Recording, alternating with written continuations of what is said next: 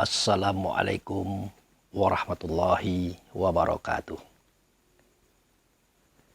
Saudaraku kaum muslimin dan muslimat, saudara sebangsa dan setanah air, dimanapun Anda ada dan berada. Kembali bertemu dengan saya, Abu Fikri, untuk melanjutkan kajian tentang Risalah Bani Israel yang sudah saya sampaikan pada seri pertama. Jadi pada seri pertama itu sudah saya sampaikan bahwa apa itu Masjidil Haram? Mana dianya Masjidil Haram? Sepintas sudah saya sampaikan. Nah, jadi seketika kalimah yang disampaikan oleh semua ruh di dalam Baitullah, seketika kita diimami oleh Ibrahim alaihissalam di hadapan kiblat. Nah, setelah itu kita pun melaksanakan sujud. Tetapi sujud di sini bukan berarti sujud seperti yang kita lakukan di dalam sholat hari ini. Mengingat kita adalah nurnya Muhammad, Muhammad adalah nurnya Allah. Jadi kalau nur atau cahaya itu sujud, bagaimanakah bentuknya? Susah kita jelaskan. Karena sujud yang seperti ini itu hanya terjadi di dunia ini, di alam ini. Seketika kita sudah punya casing, punya tubuh badan dan jasad. Nah, pernyataan kiblat atau hadapan yang mengatakan alastu bi rabbikum, adakah tidak aku ini dengan Tuhan kamu? Nah, karena itulah yang kita saksikan, maka kita mengatakan bala syahidna, benar engkau dengan Tuhan kami menyaksikan. Maka waktu itulah kita semuanya sujud. Sujud di sini artinya bukan sujud fisik, tetapi sujud diri yang sebenarnya diri. Diri itu yang diangkat saksi, bukan tubuh. Dan kebenaran tubuh memang belum ada waktu itu. Nah, tempat kita sujud itulah yang dikatakan masjid. Karena masjid itu artinya tempat sujud. Karena di situ ada beliau, sang kiblat tadi, sang wasilah tadi, wujud serta Allah tadi. Maka disebutlah masjid itu adalah Masjidil Haram. Nah, begitu. Setelah sujud dilaksanakan, makalah masuk kepada program berikutnya. Tentu kita tidak tahu bagaimana langit dijadikan, bumi dikembangkan, segala sesuatu tercipta pada waktu 6 masa. Nah, itulah kehebatan Allah dan Rasul. Dia melakukan itu di luar situasi dan kondisi kita pada waktu itu. Ya, setelah langit dan bumi diciptakan, alam semesta dikembangkan, bumi pun berisikan pohon-pohonan, daun-daunan, buah-buahan, sayur-sayuran, biji-bijian. Bumi pun ditebari oleh hewan-hewanan, baik itu yang di sungai, di danau, di laut. Dan segala sesuatu yang kita tidak tahu sudah dijadikan di alam ini. Barulah Allah Subhanahu wa Ta'ala melalui wasilah tadi, melalui kiblat tadi, melalui beliau Muhammad Rasulullah Sallallahu Alaihi Wasallam itu memperjalankan ruh tadi, diri kita sebenarnya tadi, anak-anak beliau tadi. Itu dia. Jadi Allah itu yang memperjalankan melalui beliau, memperjalankan anak-anak ini dari Baitullah hakikat turun ke dunia. Nah, Adam tubuhnya, badannya, jasadnya terbuat dari tanah. Itu processingnya di suatu alam, di suatu negeri, di suatu tempat yang indah, yang subur makmur, yang ranum buah-buahannya, yang jinak hewan-hewanannya, mengalir air sungai, danau, dan laut. Disitulah tubuh Adam dijadikan. Dibentuk kepalanya, lehernya, bahunya, tangannya, badannya, pinggulnya, kakinya. Dibentuk oleh Allah yang nyata dianya pada kiblat tadi. Itu makanya dikatakan oleh beliau seketika Azizal bin Janu tidak mau sujud kepada Adam. Beliau berkata kepada Azizal bin Janu, itu adalah moyangnya bangsa jin. Mengapa kamu tidak mau sujud kepada dia, Adam, yang aku buat dengan kedua tanganku? Yang aku buat dengan kedua tanganku. Itu terungkap dalam Al-Quran, saudara. Jadi keberadaan fisik kita hari ini sebenarnya menunjukkan keberadaan beliau sewaktu Azizal bin Janu, bangsa jin melihat kepada beliau. Makanya dikatakan, dia menjadikan kamu sebagaimana rupanya dia. Atau dalam bahasa Arabnya, wa khalaqa Adam kasuratihi. Dia menjadikan Adam sebagaimana gambarannya dia. Jadi bentuk dan rupa kita ini sudah betul-betul sempurna dan terbaik. Tidak ada lagi yang baik daripada bentuk dan rupa yang ada pada kita. Kalau ada yang baik daripada bentuk dan rupa selain kita, tentu kita akan digunakan oleh beliau berbentuk dengan bentuk itu. Inilah kesempurnaan kita yang beliau ciptakan sebagai karya. Hanya kita menganggap remeh bentuk dan rupa kita karena kita kebiasaan melihatnya. Dan belum begitu dalam pengetahuan kita mengetahuinya tentang rahasia-rahasia simbol yang ada pada fisik kita. Kita baru dipertemukan dengan teknologi sidik jari saja. Kita sudah terkagum-kagum. Ternyata sekian miliar manusia di dunia ini, tidak satu pun sidik jarinya yang sama.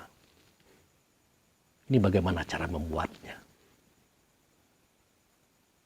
Belum lagi processing mata melihat benda yang daripadanya diciptakan lensa, foto, kamera, dan banyak lagi. Bahkan komputer yang menjadi kebanggaan bahkan dewa bagi manusia hari ini. Ternyata semua itu meniru teknik, meniru metode, meniru apa yang ada pada sistem tubuh kita, wahai manusia. Itu kehebatan. Jadi kalau kita masih menganggap remeh kepada bentuk fisik serta nilai kelas daripada tubuh kita ini, itu menunjukkan kita belum memahami simbol-simbol Rasul, simbol-simbol Allah yang ada pada diri kita masing-masing. Nah, begitulah tubuh badan jasad Adam dijadikan. Maka dari Baitullah diturunkanlah Adam alaihi salam masuk ke dunia, masuk ke tubuh, terparilah dia dalam hati. Sewaktu itu Adam pun bersin. Ucapan yang pertama seketika Adam bersin, apa? Ucapan yang pertama seketika Adam itu bersin adalah Alhamdulillahirabbil alamin. Artinya, alhamdu itu bagi Allah dipertuhan atas alam semesta. Dia menunjuk kepada sang kiblat. Tapi ingat, Rabbi itu maknanya adalah pengajar, pelatih, pendidik, pembina, atau pembangun, atau yang menjadikan, atau yang membentuk sistem pada diri. Makanya sang Rabbi oleh orang Inggris disebut Lord, oleh orang Indonesia disebut Tuan Besar. Maka kata Tuan diganti oleh orang Portugis sewaktu mereka menjajah Indonesia dengan kata Tuhan. Akhirnya kita menjadi ekstrim kalau kita katakan beliau sang kiblat itu yang menjadikan, yang membentuk tubuh kita serta sistem kehidupan kita menjadi ekstrim dalam pandangan kita. Padahal terlalu kecil untuk kita ekstrimkan. Pada surat Luqman ayat 25. Perhatikan kalimatnya baik-baik. Walau sa'al tahum man khol samawati wal ard. Jika kamu tanyakan kepada mereka, siapakah yang menjadikan langit dan bumi? Sayaqulunallah. Pasti mereka akan mengatakan Allah yang menjadikan langit dan bumi.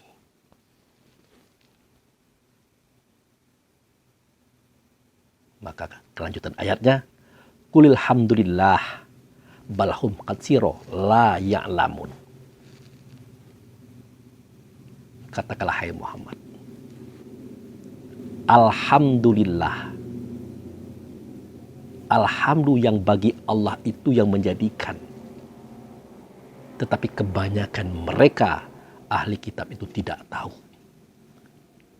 Termasuk kita hari ini juga tidak tahu. Makanya kita coba memberitahu. Yang pengetahuan itu tentu daripada Allah dan Rasul-Nya, saudara. Tidak dari saya. Nah, ini kan suatu kejadian di mana waktu itu ahli kitab yang terdiri pada Yahudi dan Nasrani, mereka akan mencemoohkan kajian-kajian yang disampaikan oleh Rasulullah kepada sahabat. Karena kajian mereka memang tinggi. Karena mereka terdahulu daripada kaum muslimin waktu itu. Nah, sahabat merasa terganggu. dikatakan kajiannya rendah, cetek, dangkal. Melaporlah kepada Rasulullah. Ya Rasulullah, para ahli kitab itu berkata begini begitu. Ya, kata Nabi, ya tidak apa-apa, biarkan saja. Memang kajian kita dangkal, cetek, tidak ada apa-apanya dibanding dengan kajian mereka yang begitu tingginya. Tapi yang penting kan bukan kajian yang tinggi. Bagaimana caranya kamu mengamalkan, merealisasikan pengajian yang kamu dapat sebagai langkah-langkah kehidupanmu di muka bumi. Untuk dirimu, keluargamu, kaum kerabat. Itu yang disebut dengan amalan. Dan itu yang terpenting. Jangan dijadikan agama ini perdebatan, perselisihan, yang menjadikan sumber permusuhan antara kalian dengan mereka. Apalagi antara kalian dengan kalian. Saling merasa hebat, saling merasa pintar. Boleh hebat, boleh pintar, tapi jangan saling iri-mengiri. Karena kapasitas akal fikir kalian tidak sama. Tidak usah saling kritik, tidak usah saling protes.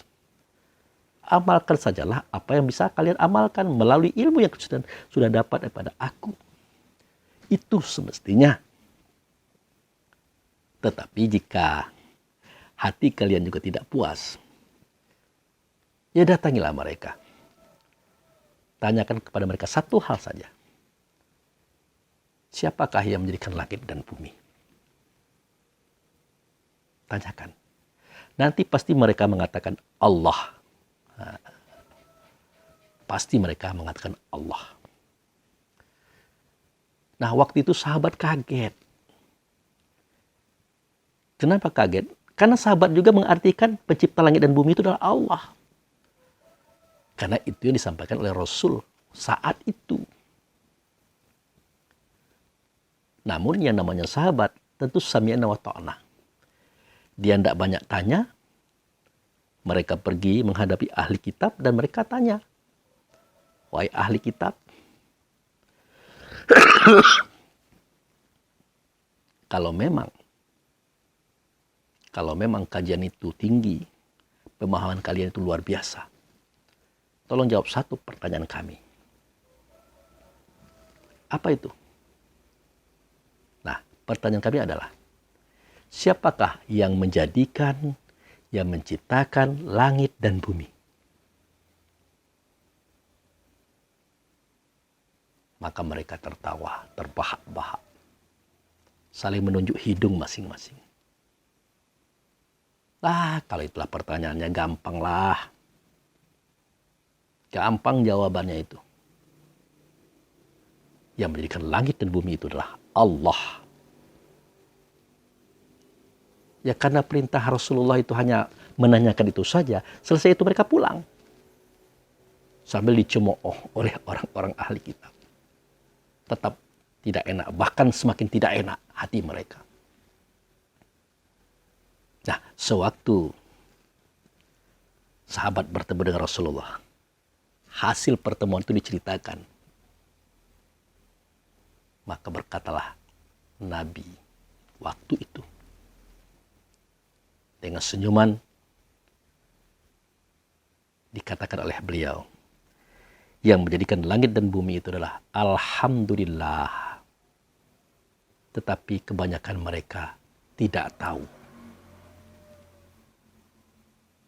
Nah, saat itu sahabat ada yang bertanya, Alhamdulillah itu apa ya Rasulullah? Ya Nabi diam saja sambil tersenyum. Tetapi sebagian para sahabat sangat mengerti apa itu Alhamdulillah. Itulah keberuntungan kita umat akhir zaman. Kita mendapatkan kebocoran sejarah-sejarah mereka. Sehingga kita tahu Alhamdulillah itu adalah alif lam itu nama Allah. Yang tidak nyata dia, melainkan nyata pada hamdu. Hamdu itulah sang kiblat tadi. Hamdu itu adalah wasilah tadi. Hamdu itu adalah beliau yang kita jadikan ikutan berjalan menuju Allah. beliau itulah yang dipertuan agung oleh Allah Subhanahu wa Ta'ala sebagai pencipta langit dan pencipta bumi. Tetapi kebanyakan mereka tidak tahu, saudara, termasuk kita. Jadi terlalu kecil kalau cerita tentang tubuh Adam tadi, itu maksud saya. Nah, kembali kepada seketika ruh itu masuk ke dalam tubuh Adam, dipariki hati, lalu dia langsung duduk sambil bersin. Hendak berdiri, terduduk lagi. Nah, bersinnya itu mengeluarkan kalimat Alhamdulillahirabbil alamin. Maka para malaikat, para petugas yang menjadi pembantu saat itu, seketika badan tubuh jasad Adam dijadikan, seketika lembaga itu diadakan, semuanya berucap, Yarhamukallah. Semoga kasih sayangnya Allah untukmu, wahai Adam.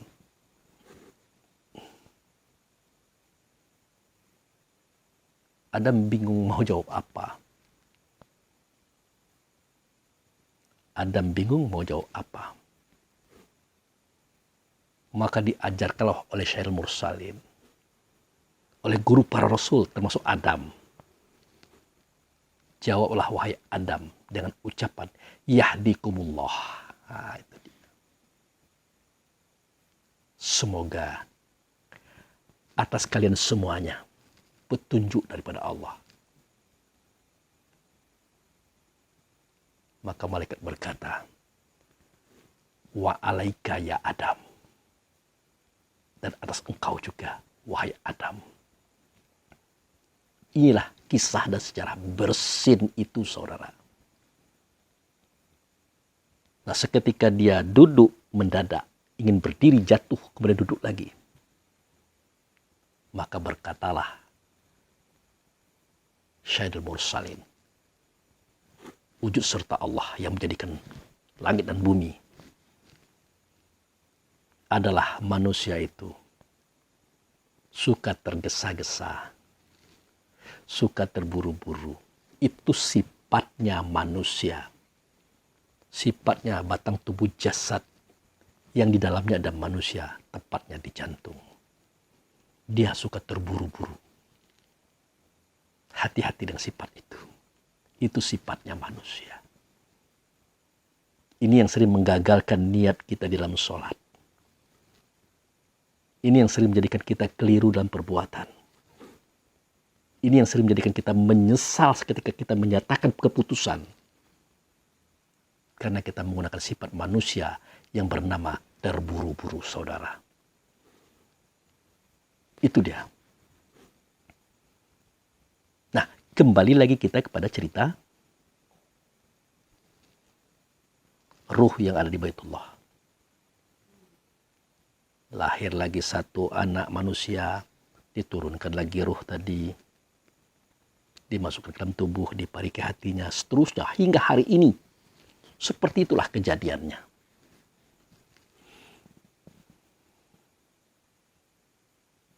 Yang hebat lagi, seketika mereka lahir ke dunia, keluar daripada rahim ibunya, dia menangis, dia menjerit sejadi-jadinya.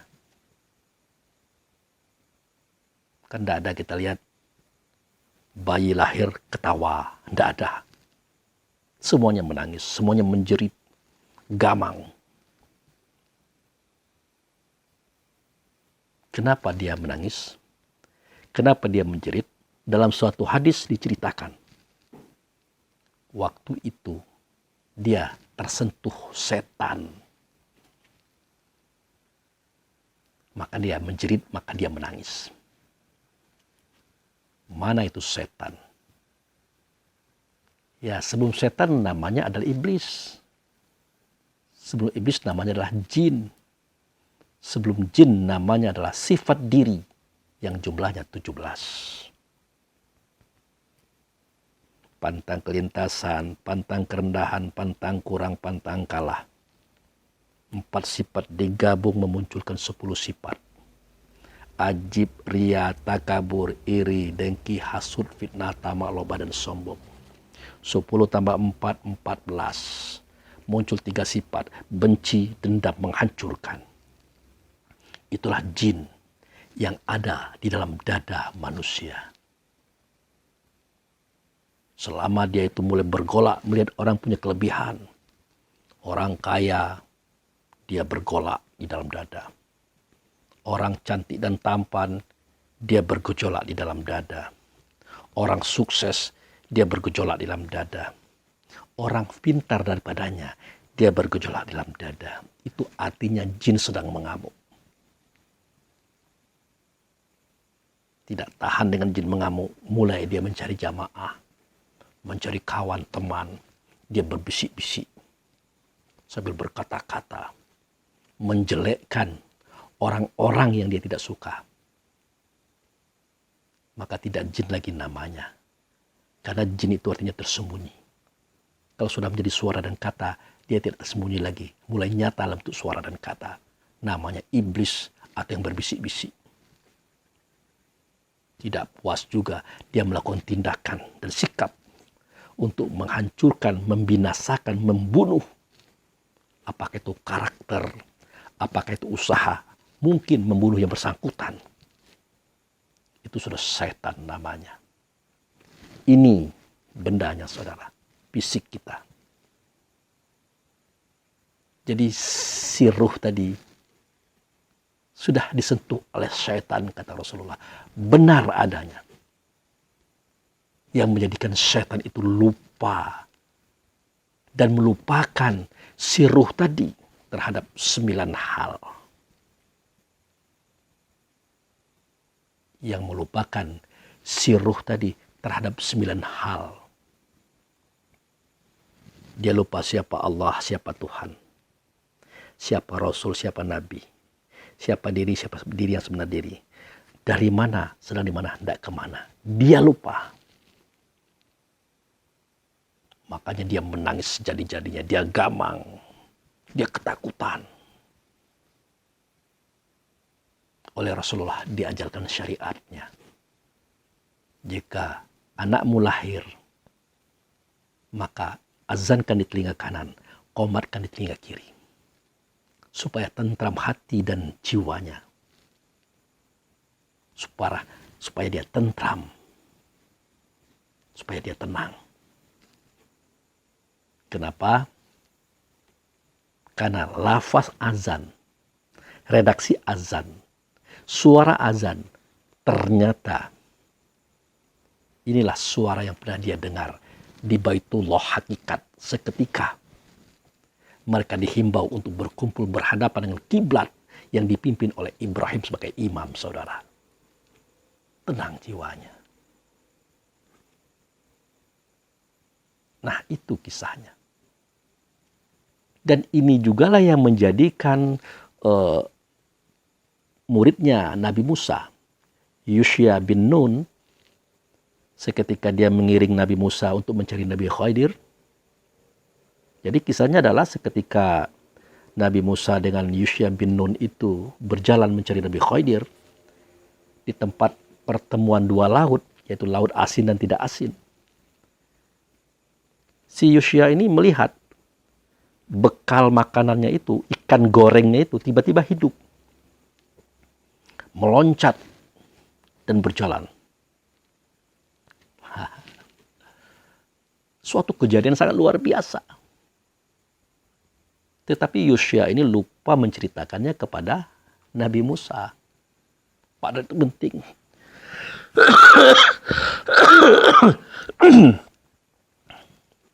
Maaf saudara, saya batuk. Inilah adanya.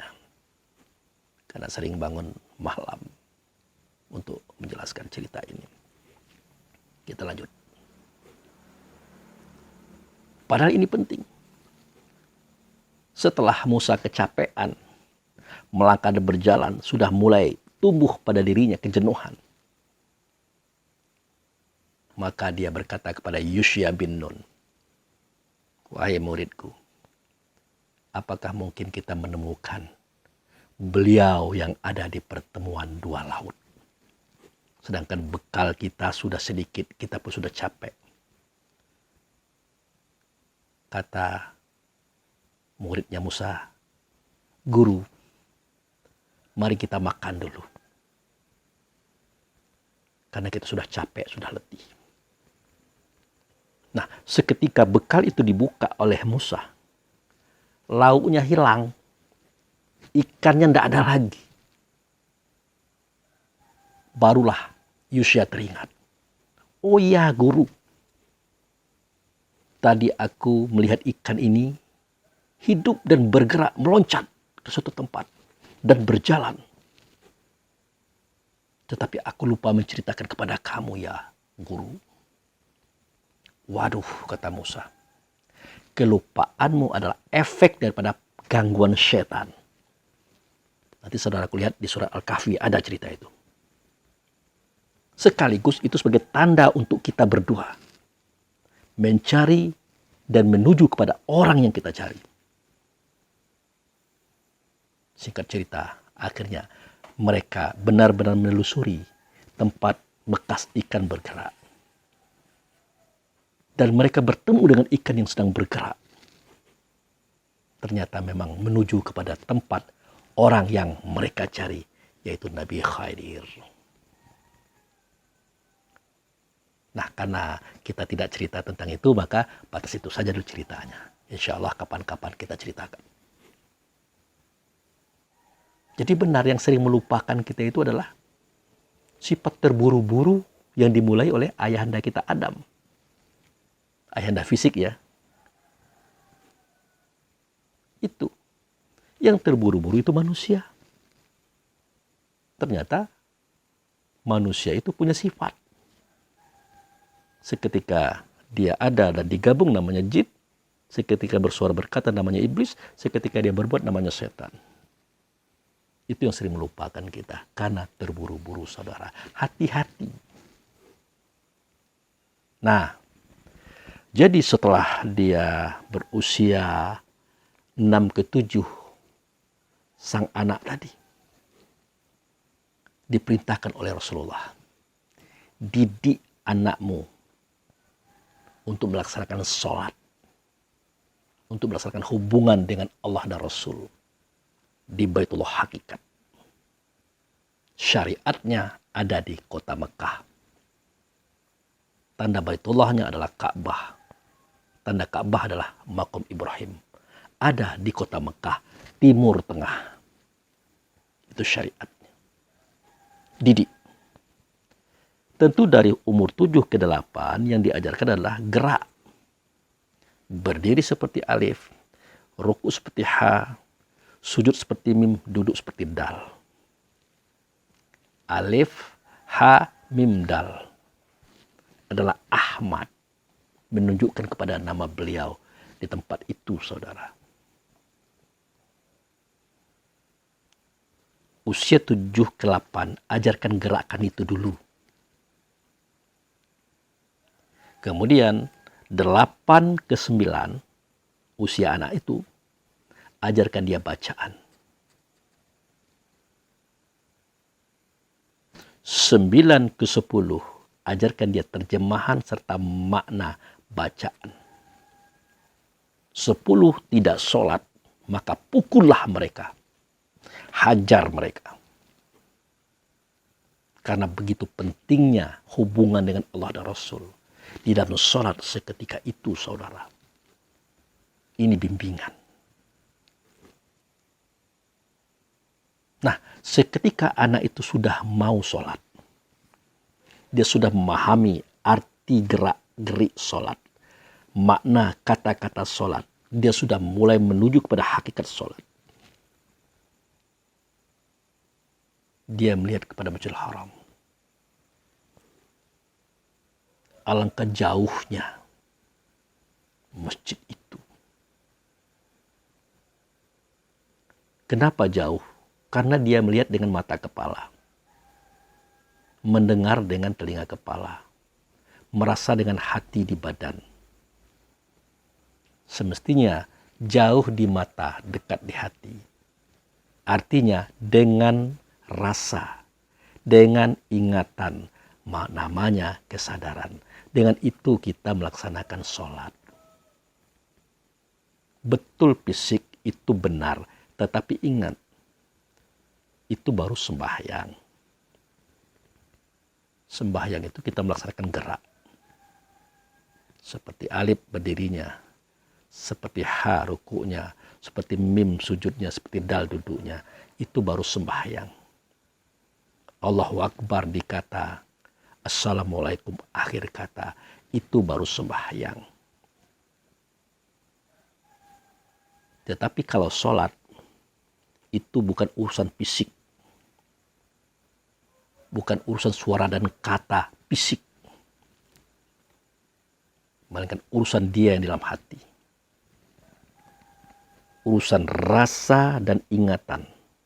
Digabung menjelma menjadi kesadaran.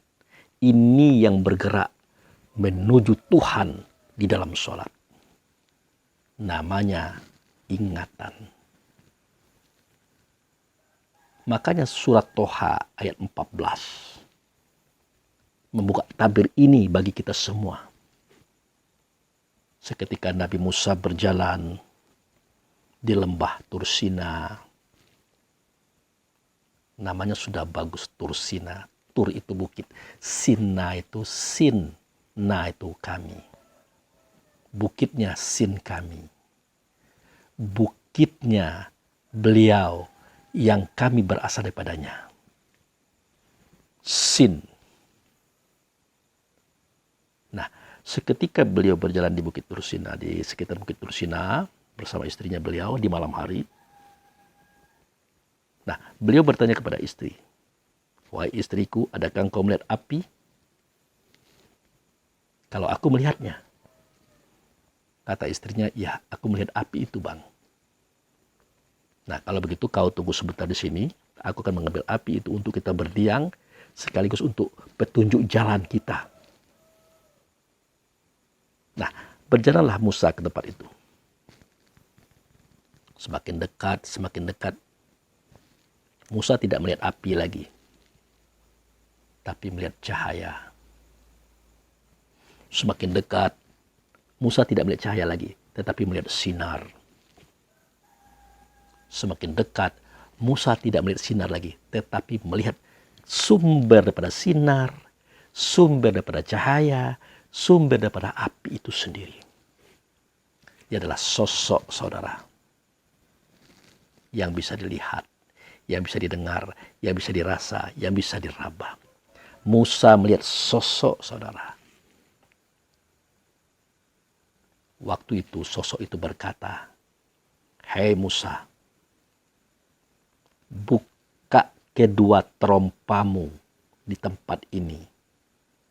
Ini adalah lembah suci, namanya lembah tua. Buka." Terompa itu adalah pijakan, tempat kita berdiri.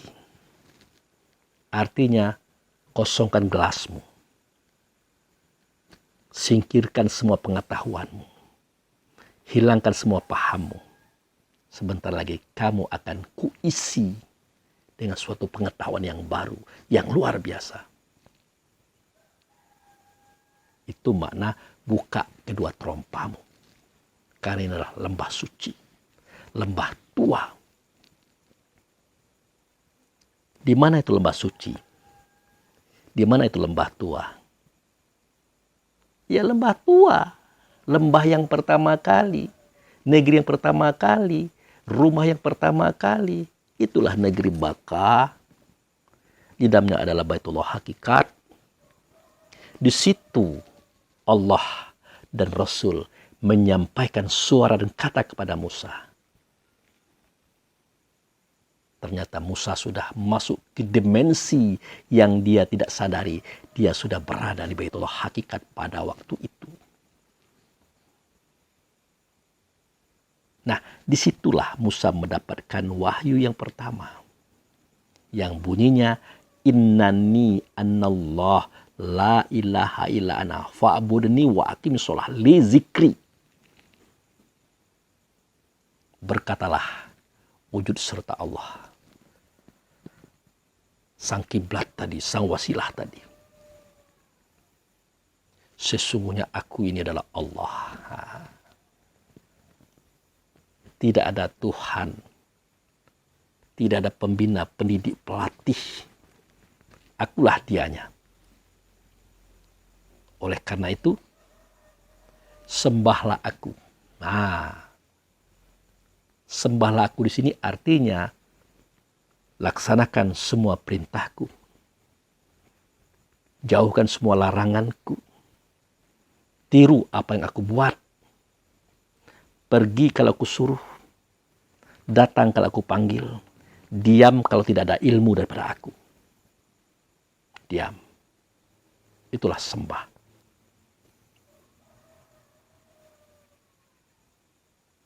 Nah, sembahlah aku. Dan dirikan sholat.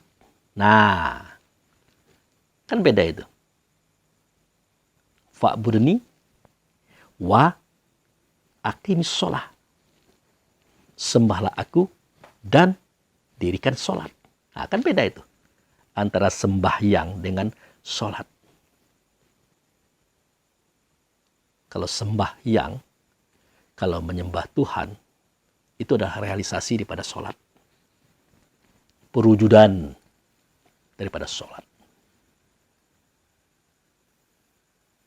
Jadi apa yang terjadi pada sholat, itu nampak pada perwujudannya. Kita sedang berdiri seperti alif. Kita sedang ruku seperti ha. Sujud seperti mim, duduk seperti dal. Artinya kejadian itu di sana. Di alam rasa kita. Itu yang terjadi, saudara. Makanya momentum tasyahud dengan mengangkat jari 2 kali. Itu adalah momentum di mana kita menyatakan asyhadu an la ilaha illallah wa asyhadu anna Muhammadar Rasulullah. Betul digoyang-goyang. Tapi pengertian digoyang-goyang di sini tidak 3 kali, tidak 4 kali, tapi 2 kali. Intinya lebih dari 1 kali. Nah, di dalam sholat itu, yang kamu ingat itu adalah aku, wahai Musa. Jadi, ruh tadi, dia juga bernama akal, dia bernama fikir, dia mempunyai kapasitas mengingat dan merekam. Tentu ada wujud serta bendanya. Kalau tidak ada wujud serta bendanya, dia tidak bisa merekam. Dia tidak bisa mengingat. Dan Musa tahu persis bagaimana wujud beliau pada waktu itu yang tidak bisa diceritakan kepada siapapun.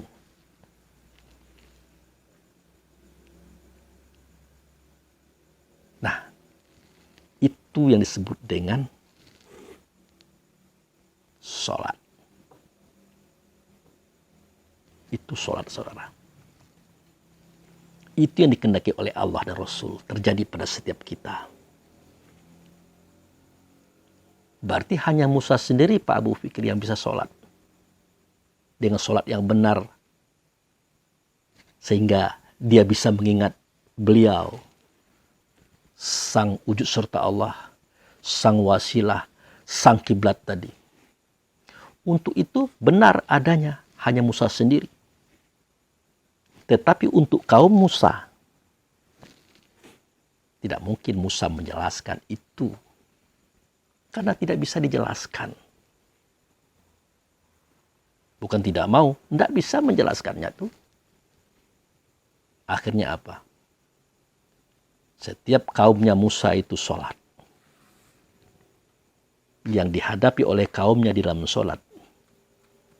Bukan yang tadi.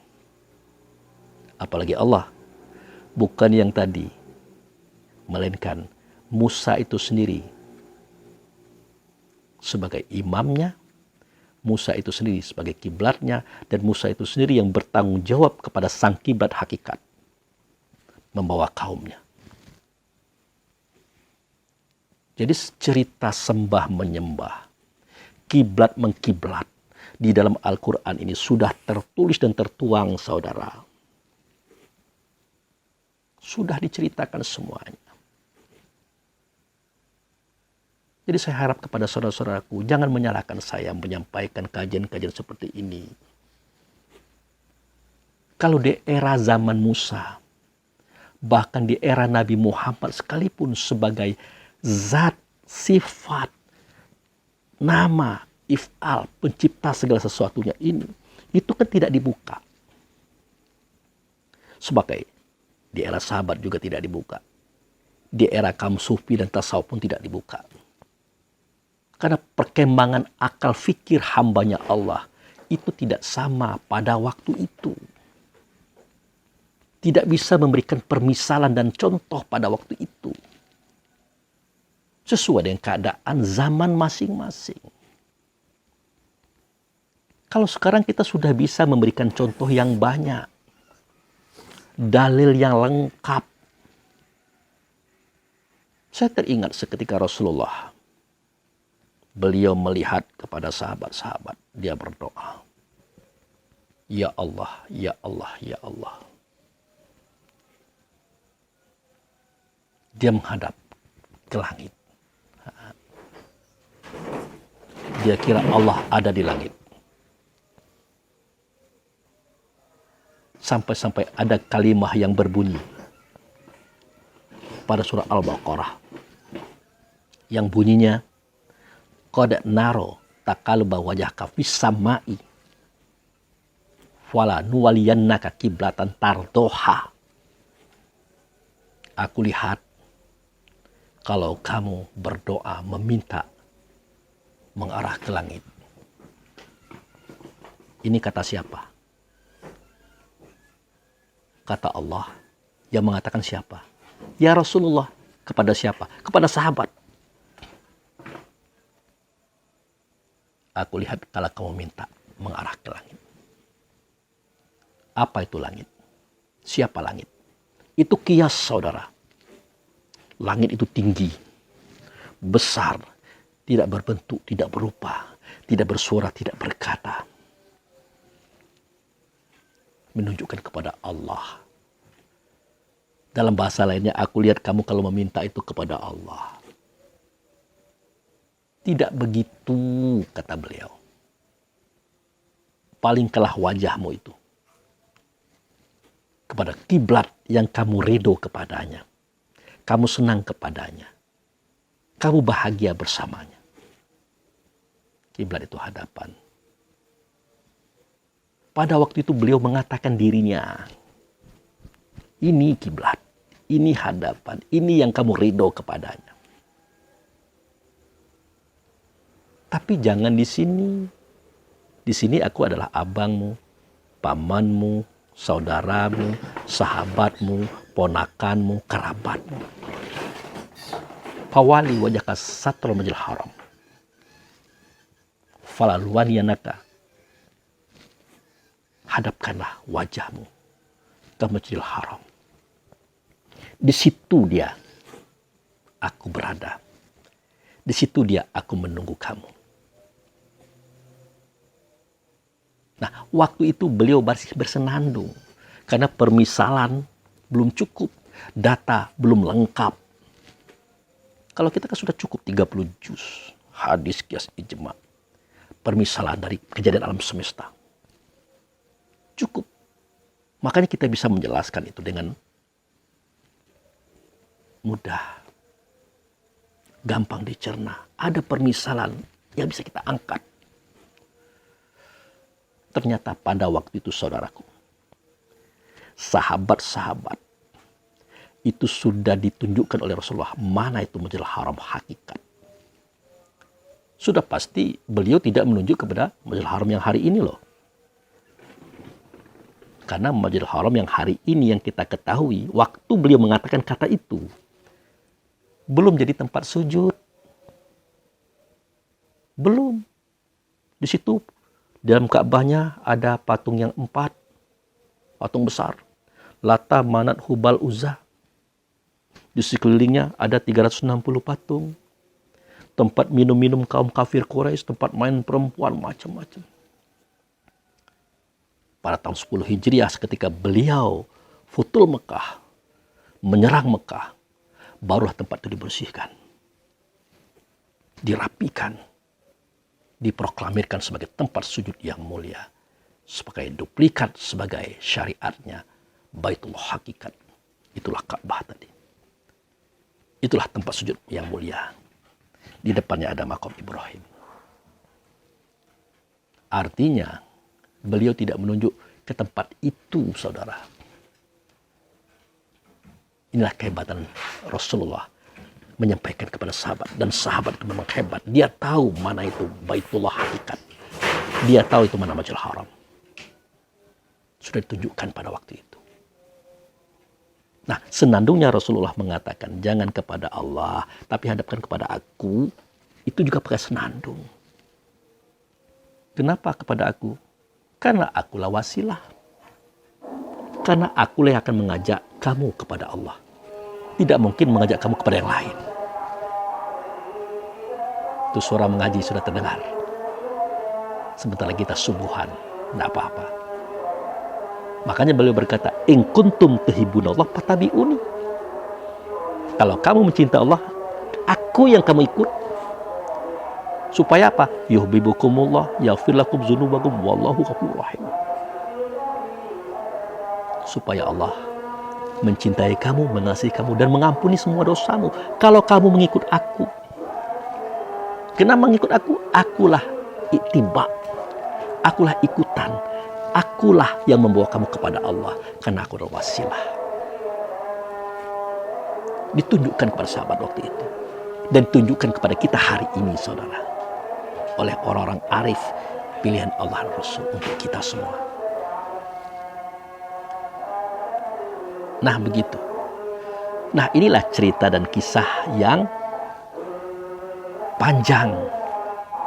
Yang kita ceritakan mulai daripada anak-anak Adam termasuk kita menatap ke Masjidil Haram. Akhirnya kita katakan jauh.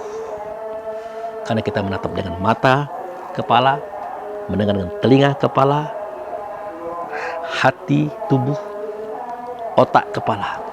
Jauh. Semestinya jauh di mata benar adanya, tapi dekat di hati. Supaya dekat, yaitu dengan ingatan, dengan rasa, dengan kesadaran. Itulah alat untuk kita bertemu dengan Tuhan di dalam sholat, saudara. Nah, karena masjid itu jauh, yang dimaksud masjid yang jauh itulah Masjidil Haram, maka dia dikatakan Masjidil Aqsa. Masjidil Aqsa, masjid yang terakhir, masjid yang jauh. Dia menuju kepada Masjidil Haram itu sendiri, saudara.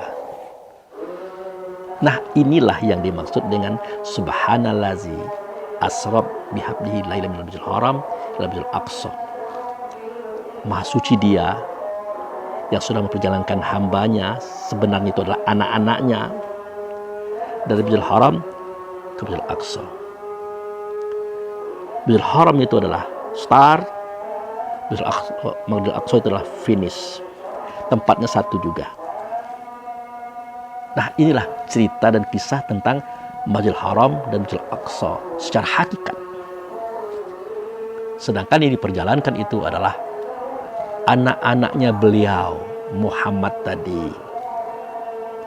Yang beliau berkata, Ana Abul Arwah, wa Adam Abul Bashar. Aku ini, dia menunjuk pada hakikat dirinya, adalah bapak semua ruh, bapak semua kita, ayah semua kita. Sedangkan Adam itu bapak tubuh, karena Adam terbuat dari tanah. Tubuh kita terbuat dari saripati tanah. Tetapi roh Adam sama dengan roh kita, anak beliau. Hanya saja Adam itu ditinggikan seranting, didulukan selangkah, jadi nabilah beliau. Itu ceritanya. Nah, inilah kisah Bani Israel, yang artinya anak-anak yang diperjalankan malam oleh ayahandanya, yaitu Muhammad. Dari mana? Dari Masjidil Haram, tempat sujud yang mulia tadi, sampai di dunia, sampai di tubuh, sampai di hati. Dia ingin kembali bertemu Tuhannya di dalam sholatnya. Dia mengatakan alangkah jauhnya Masjidil Haram itu. Dalam bahasa lainnya, itulah dia Masjidil Aqsa. Masjidil Haram itulah bendanya, Masjidil Aqsa itulah bendanya. Cuman berbeda posisi dan kondisi, serta ruang dan waktu. Cara memandangnya hamba kepada tempat itu, saudara. Ya, berkali-kali saya katakan, kalau kita lihat atlet lari itu star tempat mereka memulai berlari, finish tempat mereka sampai. Padahal antara start dan finish garisnya itu juga. Itulah yang namanya siklus, perputaran. Itulah hidup. Yang disebut dengan inna lillahi wa inna ilaihi raji'un. Kami datang daripada Allah, akan kembali kepada Allah. Itulah hakikatnya, saudara. Nah, itulah anak-anak yang diperjalankan di dalam kegelapan. Itulah Bani Israel, anak-anak yang dijalankan di malam hari di dalam kegelapan. Mana itu gelap? Dari negeri Makkah itu nur, Baitullah itu nur, cahaya. Dia masuk ke dunia, gelap. Dia masuk ke tubuh, lebih gelap lagi. Dia masuk ke hati, gelap lagi. Dan itu terbukti seketika kita mau bertemu dengan Allah dalam sholat, mau bertemu dengan Rasul dalam sholat. Apa yang terjadi? Hati ini padanya terdapat racun yang 17 macam yang ditumpahkan oleh manusia dirinya kita. Itulah sifat yang 17 tadi. Itu yang menjadikan dia gelap. Ternyata dia mampu menembus hati yang berwarna merah, menembus laut merah dengan satu tongkat yang namanya Musa. Itu Musa itu mim, waw, sin. Muhammad dan sifat. Satu adanya yang bisa membelah laut merah, yang bisa menerobos hati. Dia keluar.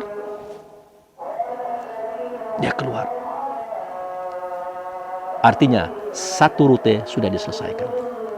Bertemulah dia dengan tubuh manusia tadi, yang butuh makan, minum, istri, kendaraan rumah. Gelap lagi bagi dia jalan menuju Tuhan. Akhirnya dia mampu lepas daripada tubuh. Dia berhadapan dengan dunia. Ada tahta, ada harta, ada wanita, ada pernik-pernik dunia. Gelap lagi. Hingga dia bisa menembus dunia dengan tongkat seperti angka 1, bulat jika di atas, mim, waw, sin. Mim itu Muhammad, waw itu dan, sin itu sifat. Artinya dia mampu menembus semua itu dengan sifatnya Muhammad, yang sidik, amanat, ta'wif, fatona. Kalau tidak bersifat dengan sifat ini, tidak akan bisa masuk, menembus nuansa cakrawala dunia beserta isinya, saudara. Menembus dia. Maka sampailah dia di Baitullah syariat, yaitu Ka'bah yang di depannya makam Ibrahim, yang ada dalam Masjidil Haram, kota Mekah hari ini, syariatnya. Tetapi ada hukumnya. Barang siapa melihat Ka'bah di dalam sholatnya, sama artinya dia melihat kepada Baitullah hakikat. Barang siapa melihat Baitullah hakikat, sama artinya dia bertemu dengan orang yang dalam rumah hakikat, yaitu Muhammad. Barang siapa bertemu Muhammad, sama artinya bertemu dengan Allah. Walaupun Allah bukan Muhammad, Muhammad itu bukanlah Allah. Maka sampailah dia. Barulah dia bernama dengan nama mukmin, saudara. Di tempat itu, barulah dia bernama dengan nama mukmin. Kalau dia ditiupkan, namanya ruh. Kalau dia terpari, namanya insan. Kalau dia menampung persoalan, namanya akal. Seketika dia mencari solusi, namanya fikir. Seketika dia menimbang, namanya hayal. Seketika dia merangkum, namanya paham. Seketika dia berbuat, namanya ilmu. Nah, Makanya berbuatlah kita dengan ilmu, dengan alimun. Jangan dengan coba-coba, reka-reka, tafsir-tafsir yang kita sendiri belum paham dengan perbuatan itu. Allah melarang. Apa larangannya? Wala takfu ma laisa laka bi ilmu. Inna sam'a wal basyara wal fuada kullu ulaika kana anhum mas'ulan. Jangan kamu perkatakan, jangan kamu mengikut, jangan kamu perbuat suatu perbuatan yang tidak ada dengan ilmu. Sesungguhnya pendengaranmu, penglihatanmu, rasa dirimu akan ditanya Tuhan tentang perbuatan itu. Itu saja saudaraku, risalah tentang Bani Israel. Tentang sang anak diperjalankan di dalam kegelapan menuju cahayanya. Yang namanya Masjidil Haram, yang namanya Al-Aqsa, yang tertuang di dalam surah Al-Isra ayat 1 secara hakikat yang sudah saya jelaskan. Demikian, sebentar lagi kita akan sholat subuh, maka kajian ini saya tutup. Semoga bermanfaat kepada kita semua, kaum ulama cerdik pandai saya mohon maaf, kepada Allah dan Rasul saya mohon ampun. Demikian, terima kasih. Wabillahi taufiq wal hidayah. Assalamualaikum warahmatullahi wabarakatuh.